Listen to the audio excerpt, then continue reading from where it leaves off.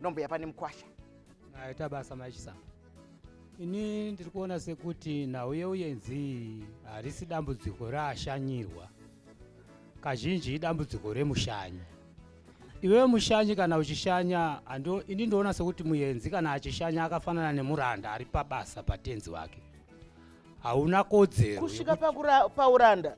Taura yenyu. Tiri kutaura kuti hauna kodzero yekuti iwe uda kuitirwa zvinoti sezvamataura kuti amwene vanouya neumwene atete nechi, nokuti iwewo kumba kwawo kwako amwene vaitombowe muroora, neye muroora uye achaita vamwene. Saka tiri kuti hunhu chete ndo hwarasika muvanhu, ndo kwaita nyaya yedu yekuti mukatarisa chirungu chamanga muchareva chiye maita zvakanaka kuti tinotaura chiwanhu muno. Chirungu kana chaakubatwa manje nesu tichitiza kutsika dzedu, chiye chinoiswa kumeso nevarungu isusu ndo chatinoisa muchiuno, chekumusana ndo chatoisa kumeso.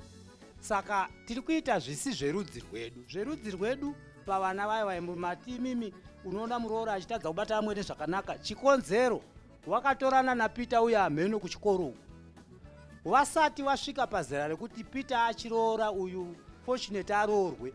Nokuti patsika dzedu kana akuda kuroora kana kuroorwa anoendeswa kwaatete kuti adzidziswe kuti chinonzi imba chii.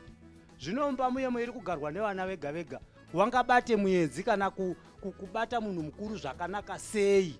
Mashoko makukutu ari kutaurwa naatezera 9.